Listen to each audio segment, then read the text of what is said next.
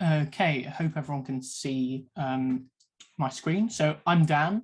I'm a sixth year medical student at Cambridge. And I'm going to talk a bit about the biomedical admissions test, which we've had a question or two about already. So the biomedical admissions test, it's a 2-hour test that is used by some universities, and the main other test that's used is the UCAT, the University Clinical Aptitude Test. And the BMAT is used for Oxford and Cambridge and some other universities. It's taken at a few different times in the year now. There are usually a few different options, but unfortunately due to COVID, in 2021, there will only be a November sitting of the BMAT. So at points in this presentation, I'm going to talk especially for people who are applying in the coming year, because there are some differences because of COVID, but hopefully the information is applicable generally, and I'll try and signpost where things are different.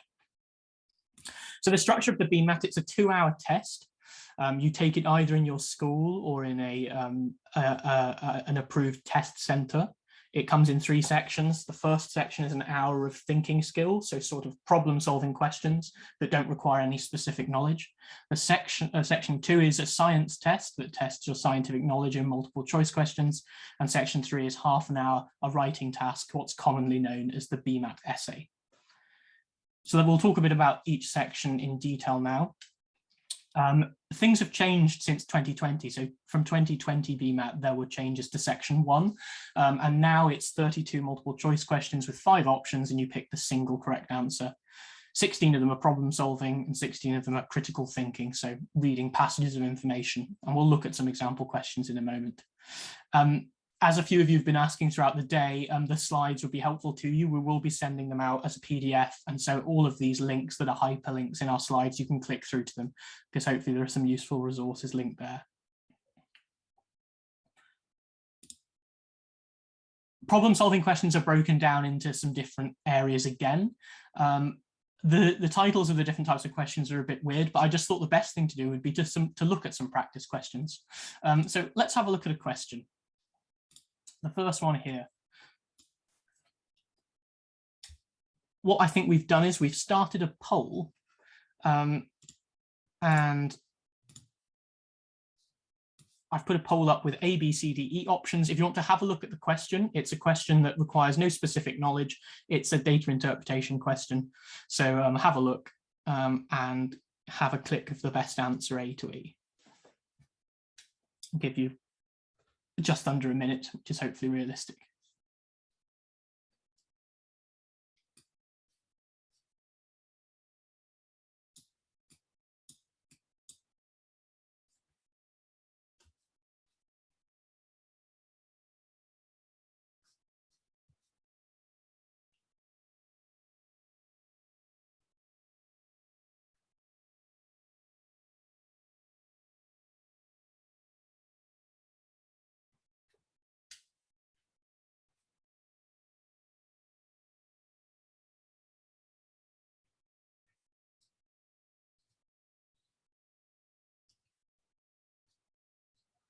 Okay, great, lots of you having a go there. So let's have a look at how you might approach the question. So it says that in order to qualify for a bonus, employees, which are given some names of in the table at the bottom, must fulfill certain criteria. And then they list ones for a £500 bonus or a £1,000 bonus.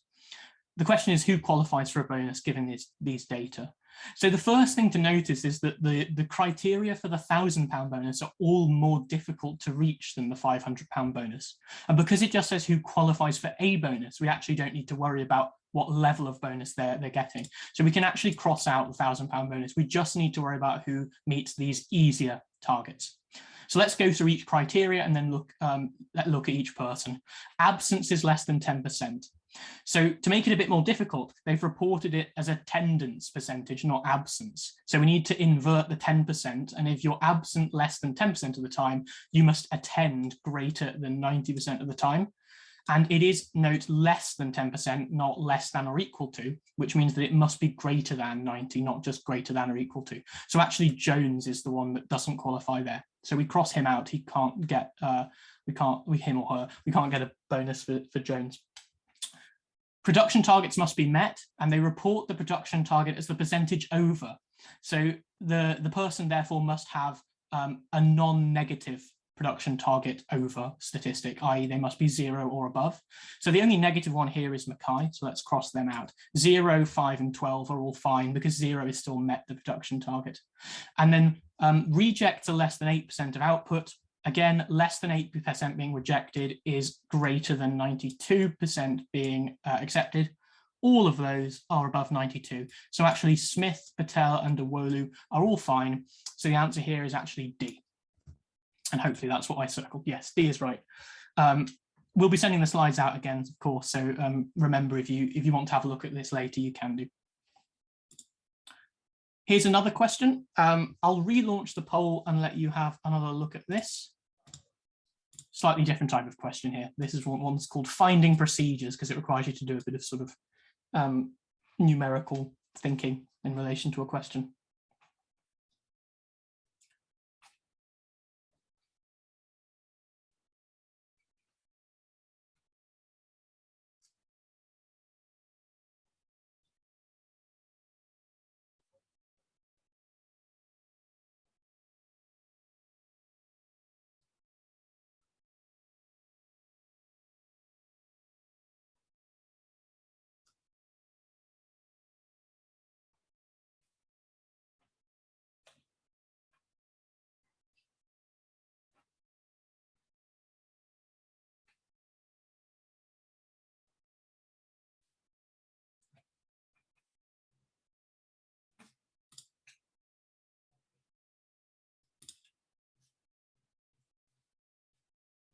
Okay, we will have to move on for time, but thanks to everyone who had a go. That's great. This one's slightly trickier, I think. The way to approach it, I would say, is thinking something like this. So all of these 3 thermometers are measuring the same temperature and they all are accurate, but within 2 degrees. So they may be recording a temperature up to 2 degrees lower or 2 degrees higher than the true temperature. Now, because there are 3 different readings, we can actually narrow down the possibilities of the temperatures because we know that they all must be accurate. So the first thing to note here is that the lowest temperature reading is going to define the highest possible temperature, because if one of these thermometers reads 7 degrees, the possible range is 5 to 9. You can see how that's 2 degrees above or below. And the highest possible, the highest temperature reading that we have is going to define the lowest possible temperature, because 10 means a range of 8 to 12. Now, because the 7 degree thermometer tells us it can't be higher than 9 degrees, this 12 is actually irrelevant. And because the 10 degree reading thermometer tells us 8 is the lowest possible, this 5 is relevant. And the thermometer in the middle would have given us 7 to 11, which again, the 7 is lower than this 8 and the 11 is greater than this 9.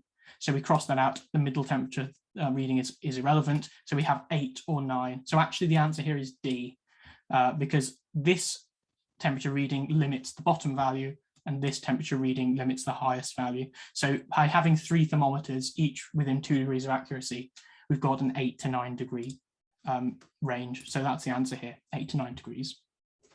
So those are some sort of problem solving questions. Critical thinking questions come in several types, and we don't have time to go through all of them, but there's lots of information on the BMAT website and we can talk a bit about that later. An example is this. So they give you sort of a small paragraph to read. Vegetarian food can be healthier than the traditional diet, research has shown, etc. And then they ask which of these statements A to E expresses the main conclusion of the argument above. And again, 30 seconds, have a read and give me your best guess A to E.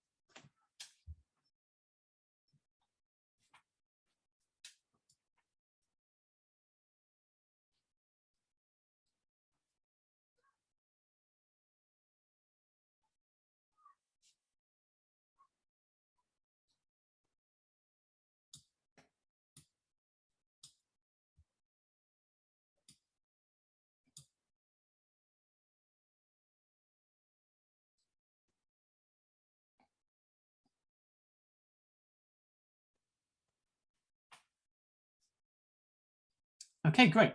Thanks for having a go. Most people got that one right, I think. So actually this question is easier than it seems, because actually the answer is really given to you in the first statement. So the first statement of the paragraph is vegetarian food can be healthier than a traditional diet. Now, although the paragraph goes on to say more, that actually summarizes the best conclusion. And we can rule out the other options for the following reasons. So adequate protein is available from a vegetarian diet. Now, the paragraph goes on to say that vegetarians do not get enough protein in their diet, but it's been demonstrated that they can meet their needs in this respect. So in a way, B is a supporting reason for the main conclusion, but it's not the main conclusion. C is not actually stated in the passage. It doesn't say that traditional diet is very high in protein anywhere. It simply is talking about vegetarian diets in relation to protein. D is not stated in the passage, even though I think this is in there because it's sort of a common sense thing. They expect people might know that about balanced diets, but it's not actually mentioned.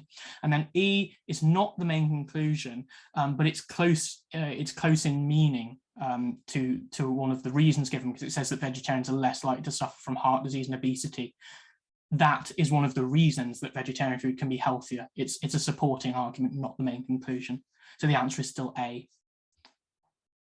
Okay, let's talk about section 2 then. So this is the scientific section. It's 27 multiple choice questions between 5 and 8 options with 1 correct answer. So you pick a single answer that's correct, and you can see that you get 7 of each of the 3 sciences and you get 6 maths questions.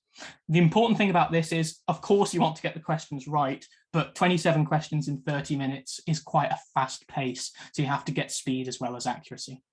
There's a specification, which is really useful, and we'll talk a bit about how you might use it.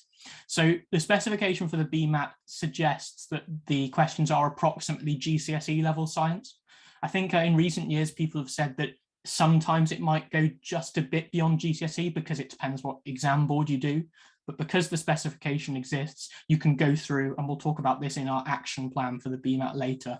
You can go through, tick off everything you know from your GCSEs, from your A levels, and identify any unfamiliar content. So the specification is a really good resource. Section 3, again, is 30 minutes, and I think this is quite an infamous part of the BMAT. It's what's commonly called the essay, but I think it's important to note that it's only 1 A4 page, and we'll talk a bit about why that's a restriction later. So I think essay isn't kind of over-exaggerated term. It's quite an intimidating term. It really is just writing a page of A4 to answer a question in a concise way. This is the structure of section 3. So you get 3 options, 3 essay questions. The questions are generally general, medical, and scientific in some way. So normally there's a medical related one, normally there's a scientific one, and normally there's actually a more broad one than that. This is the piece of paper that you write on. Every year people are shocked to find that you are only given this piece of paper and you cannot submit any other piece of paper for the BMAT writing task. So unfortunately you are restricted to quite a small space, but it's absolutely intended to be that way. That's part of the test. It's assessing if you can write concisely. It's assessing that you can sort of plan your writing task before you write it and make sure that you sort of don't go repeat the same things, don't use a structure that's sort of too elaborate. And that's why you only get 1 sheet of paper. You're assessed on the content and also the use of English. However, we should say that the use of English is not marked extremely harshly. You're not expected to use really fancy words. It really just checks that you can write logically, clearly, and spell things correctly. Now, I thought I'd go through an example of a writing task. This is from quite a while ago now, because I thought I would go through the writing task that I did when I sat the BMAT. That was in 2015 now. And I thought I'd pick one that was actually not medical on purpose, because one of the things I'd like to highlight is that although medical students often feel like they have to answer the medical question because it's what they're applying for, if you're interested in another thing, or you think you can have a really nice argument on another of the questions, go for that one. Don't be scared of picking the general or the other question that's not medical. So this is what I wrote about. It was a quote. It says, "Computers are useless. They can only give you answers." It was from Picasso. And then this is a common theme of BMAT essay or writing task questions. They come in 3 parts. They nearly always give you a statement like that or a quote. They ask what is meant by the statement. So they just want you to elaborate on what you think the statement means. Argue to the contrary. That's a very common thing they ask. And then what are the limits of this statement? You know, to what extent do you believe it? That's the sort of 3 parts to your writing task. Explain it, argue against or for, and what are the limits of the statement? To what extent do you believe that it's true? And that's the guide for how to structure your writing task as well. So they've given you those sort of 3 prompts, use them to write your task. So I just want to highlight that this isn't a knowledge test. You're not expected to know anything about Pablo Picasso. You might be expected to have some general knowledge about computers and from what you know in your everyday life. I should say that my answer has in square brackets some additional interesting facts. You're not expected to know any of this. It's just some interesting points that I've dropped in that I think could be relevant to this essay. But remember, you're not being judged on your knowledge, you're being judged on how you write. So the first thing I'd say is computers only give you answers. Maybe that's a reference to the fact that computers are basically calculators, aren't they? They're not creative as such. They just do, calculations, binary operations. They use 0 and 1. One of the facts I mentioned that isn't necessary, but if you know anything about Picasso, he was an artist, a cubist artist. His paintings aren't particularly realistic. They're not digital. They're not sort of, objective in any way. They're very much sort of abstract. So perhaps Picasso is more interested in interpreting things than giving yes or no answers. Maybe that's why he says answers are useless. However, I think these days we would say that calling computers useless is very much a misunderstanding. Computers are essential to everyday life. Perhaps one way we can explain this is that Picasso died a while ago. Again, you wouldn't be expected to know that, but early computers were, of course, much more simplistic. They basically did calculating jobs, scheduling jobs, that kind of thing. Technology has now become much more creative in itself. People use technology as a means to do something rather than the technology being the end in itself. Blogging, YouTube videos, social networking, those can all be called creative, and we certainly wouldn't call them useless these days. Another thing you might bring up, artificial intelligence is a thing that has come about in recent years. Those bring them even further away from just the simple calculating machines that they once were, and they can become more human in essence. And this is where you could bring a tiny bit of medicine in if you want. Artificial intelligence definitely has some applications in medicine. We can start training them to read X-rays so they can pick up disease kind of images on X-rays, and also maybe we can start using artificial intelligence to make diagnostic decisions in hospitals in general practice. The question then is, what are the limits of technology? This has historically been thought to be how much basically power you can get onto a circuit. There's an electronic limit. The real limit of technology maybe nowadays is how much do we trust artificial intelligence? Could we use computers to replace humans in scenarios? So that's like a sort of lateral question. It's not really a standard medical ethics or science question. It's a bit more broad. But I just wanted to use that as an example to say that you can go for a question that you maybe think isn't specifically related to medicine if you're interested in it, and if you can write something that you think is compelling. So probably the most important part of this talk, how should you attack the BMAT? I've got sort of 5 steps here and just want to go through them briefly. Now, one of these steps, the first one, isn't so relevant this year. As I said, the BMAT usually comes in 2 sittings, and this is last year's information when two sittings were planned. I think actually one of them didn't go ahead in the end anyway, but this year the BMAT has been cancelled for September, and so the 3rd of November is your only option. So if you're going into year 13 and you want to take the BMAT this autumn, you will have to take it on November the 3rd. You can only take it once in the cycle anyway, so even if there were 2 sittings, you can't take both. So for future years, that might be of relevance to you if you're taking it not this year. Second, register. So this is a really critical thing. Lots of you may go to schools where the BMAT isn't a familiar thing to the staff. Certainly my school, the teachers didn't really know what the BMAT was about, and they didn't really know how to go about registering for it. So it's useful to inquire early with your school, ask early about what you need to do, how you need to sign up, and the dates. The registration deadline is usually the 1st of October for the November sitting. This year, the registration opens on the 1st of September, and the standard fee deadline is the 1st of October. The final deadline with an extra fee, unfortunately they have this late fee window that's 2 weeks later, is the 15th of October. The test itself this year is on the 3rd of November. So don't rely on your school to register you for the BMAT. Go to your exams person, your head of year, your exams office, anything like that. Ask them about the BMAT. If you can't sit it in your school, if they can't act as the test center, you can go to a registered test center yourself. So your school shouldn't be able to limit you in taking the BMAT. Now, the BMAT unfortunately isn't free. It's £61 to take the standard fee for the BMAT, and there's a late fee of £34. However, the people that run the BMAT know that being able to pay shouldn't be a barrier to taking the BMAT. So one really important thing I want to highlight for you is that there's a reimbursement application form. So if you think that the fee is going to be a barrier to taking the BMAT, please have a look at this link when we send out the PDFs. And you can see how you can actually get the entire fee reimbursed for the BMAT, because you shouldn't have to pay £61 if that's going to be a barrier for you. Thirdly, have a look at the section 2 specifications, so the science stuff. So here's a link, you can find it easily on the BMAT website as well. My advice would be to go through it in order, tick off everything you're familiar with, and just make a list of the bits that you aren't familiar with. You'll be surprised at how little you won't be familiar with. Most of it you will have covered in your school. So some of it may not have appeared in your specific syllabus, but that will be in the minority. You can then use the specification to go to your teachers, have a look in your textbooks, go over your GCSE revision guides, see what you need to do.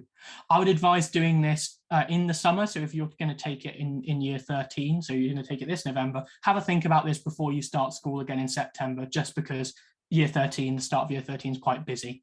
And then you can basically use the amount of specification you're unfamiliar with to guide how much BMAT prep you want to do. When you've done that, then use the time to brush up your scientific knowledge for section 2. So using that list that you produce from the specification, you can refer to your GCSE notes. Sometimes your A-level notes will be relevant too. A great resource is this online revision guide. So the BMAT people have produced a revision guide that's actually now in the form of a website. This is what it looks like. You'll get the link with these PDF slides. You now have to make an account, unfortunately, but it's completely free. You log in, and it's just a series of web pages that tells you everything you need to know about for the science paper. You might want to refer to your teachers as well. So that's how to brush up on your scientific knowledge. And finally, practice. If anything, this is the most important part. There's a whole host of BMAT practice papers on the website. They go back to 2003, so that's loads. There are also now specimen or sample papers with answers explained, so that's really helpful. So just follow that link. A couple of caveats. Section 1 was changed in 2020, as mentioned earlier, so only the sample papers and the November 2020 papers will be completely relevant, so use those primarily. Section 2, the science specification has changed a bit over time, but really helpfully, you can see over here, they put a red warning on the bottom of the papers if any of the questions are no longer on the spec. So any question you no longer need to know the background for will be listed there. And section 3 between 2010 and 16 had 4 writing task options. So there were previously 4 questions to choose from. Now you just do 3. You pick 1 from 3, you don't answer 3, you have a choice from 3. Practice under time conditions, because 30 minutes time pressure, especially in section 2, is important. Mark your attempts using the mark schemes, and especially for section 2, you can then use that as a way of working out if you have a sort of misunderstanding about any of the science stuff. For section 3, people are occasionally scared of practicing section 3 because they don't really want to spend lots of time writing big tasks out. But remember, it's only 30 minutes. You'll probably spend 5 to 10 minutes of that planning, and I think that's advisable because you can write a side of A4 in 20 minutes. Even if you don't write out each task in full, maybe do a plan. What would your structure be? How would you attack it? Relate the structure to those 3 parts of the question. And if you can, this would be brilliant. Ask a teacher, maybe a biology teacher, or even an English teacher, because they'll be used to the writing side of it, or even a friend. Just have a look over your writing task. Do they think what you've written is clear? Do they understand your argument? If they aren't a specialist in the subject and they can understand it, you've probably done quite a good job. Here are some additional resources. So the official BMAT guide, that's a PDF. There are some great videos from the BMAT team, including the people who mark the writing task. They've done a nice sort of roundtable discussion on what they look for in essays. This is from Ali Abdal, a former Cambridge student, on BMAT tips. And this is just the marking criteria they use for the BMAT. But finally, what I want to say and reassure people of is, because the BMAT's an intimidating thing, It is only one piece of information alongside everything else we've talked about. They use GCSE results, your personal statement, predicted grades, your references, and when you get to interview, your interview as well. So it's a tiny, tiny piece of the full jigsaw. The vast majority of BMAT candidates score in a very narrow range because it's such a difficult test. People tend to get between 4 and 6. Now, score that you might know that the score goes up to 9, but scores of 7 and above are really rare. So really don't worry about your score. And I've just finished by saying it's really unlikely your BMAT score would stop you getting an interview, because that tends to not be how Cambridge do things. They like to interview lots of candidates to see what they're like and whether they'd like to teach them. It's really unlikely you wouldn't receive an offer solely due to your BMAT score. So don't fret, have a look at the suggested plan of attack, and I wish you the very best of luck. And hopefully if there are any BMAT questions, I can answer some of them either now or later in the day. Wonderful, thank you, Dan. So yeah, as Dan said, the BMAT just forms one part of the application. It's not the be all and end all. We do have some questions for Dan, but if you do need a break, feel free to go get some food, go to the toilet, feel free, and we'll be starting with Dr. Michael Ha at 4 o'clock. So feel free to do that. But otherwise, we'll be posing just a few questions to Dan in the meantime. So Dan, I think some of the questions have been asking, for example, one person doesn't do A-level physics. Is that disadvantageous to them? So it shouldn't be a massive disadvantage because, as I said, the BMAT aims to be GCSE science for the section 2. However, if you are a bit rusty on your physics and you haven't done it since GCSE, going through the physics part of the specification will really help. Go through the specification. If you're worried, maybe take the specification and bits you're unfamiliar with to your physics teacher or whoever helped you with science at GCSE, and that will be a good way to brush up. But don't worry if you've not done A-level physics. A-level physics is quite different to GCSE physics, so they actually can't ask much. They can't ask much different from GCSE physics in the BMAT. So this person's asking, how long would you recommend preparing for the BMAT exam?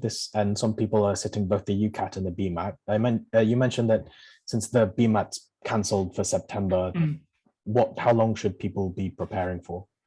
I think this is a hard question because it does depend obviously on what you've got on and when you're taking your UCAT. So I think I took my UCAT in the summer, so then I had it done and then could do the BMAT in sort of the first bit of term. So I think I didn't really start preparing the BMAT beyond looking at the specification until my personal statement was all sent off to UCAS. So the time between the 15th of October and the start of November, that's when I'd be doing the practice, the practice exam papers. Don't worry if you can't get through all the exam papers. Just have a solid go at doing some exam papers and having a look at all 3 sections.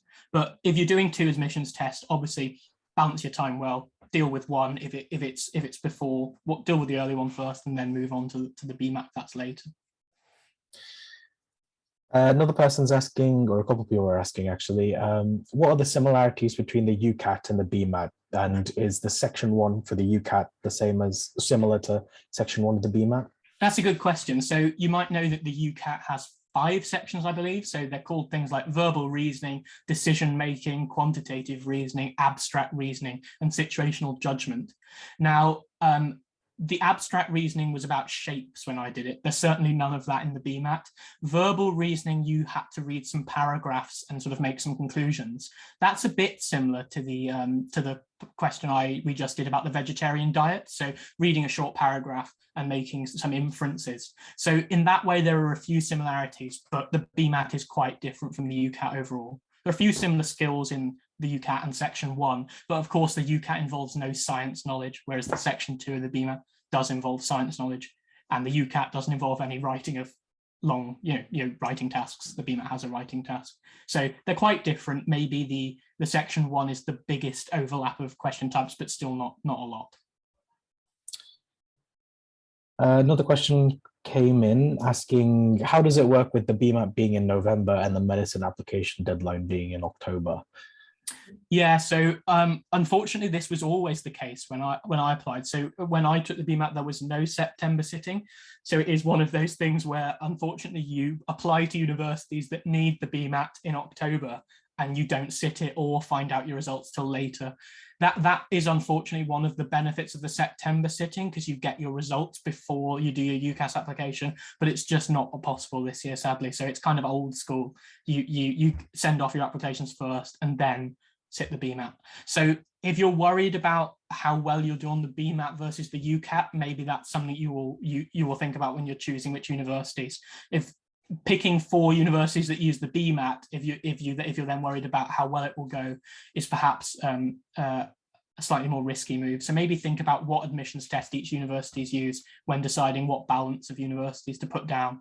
But remember, you're not going to get rejected from all universities just because of your BMAT score, especially at Cambridge. It's part of this bigger picture. So I just have 3 rapid logistics questions about the BMAT. So is the BMAT being done online this year? For the writing tasks, can you use an extra piece of paper for planning? And for chemistry questions, do you have a periodic table? So let's take those in turn. So the question about the November BMAT. So last year the BMAT did go online, and people, I believe, typed out the BMAT writing task, and there was a word limit instead of the sheet of paper. The second to say about this year, I think they still haven't decided whether the BMAT will be online this year or whether it will be on desks, in schools and in test centres. I think that's because they don't want to decide, given how the uncertainty with COVID. So keep an eye on the BMAT website. I'm on it now. It says more information will be coming soon. So admissionstesting.org. That's where to go for the BMAT information. Secondly, you only do get that one sheet of paper. You can make notes on the question paper, you can make notes on scrap paper, but you'll only hand in the writing task single sheet of paper. So you need to get your well-structured writing task all on that single side, and don't write outside the boxes or anything like that. It's also another reason to take care not to do lots of crossings out, because if you cross out and then write underneath, you've lost the space. So planning is important. And the third question, periodic table, wasn't it? You don't get a periodic table for the BMAT. But then again, you shouldn't need it for many of the questions, because it's not the kind of thing where it's like you calculate the atomic mass, calculate the number of moles. You don't get those sorts of questions that need you to know atomic masses off by heart. It will be much more about sort of how elements in groups relate to each other and things like that. So no detailed questions on the data of the periodic table. Okay, just one last question for you, Dan, before we go to a break. Do you think that knowing extra facts gives you an advantage in the writing task, or is that not useful at all? So it depends really what you mean by extra facts, but certainly they're not going to be impressed by just dropping extra facts in. If you sort of use them to craft your argument, or it makes your argument kind of stand out, it may have an effect, but they're not marking your knowledge. Someone who can write clearly and to the point will score better than someone who includes extra facts for the sake of it, if that makes sense. So it's not a knowledge test. Just write clearly and pick the question that interests you the most, and you'll be able to put the most enthusiasm into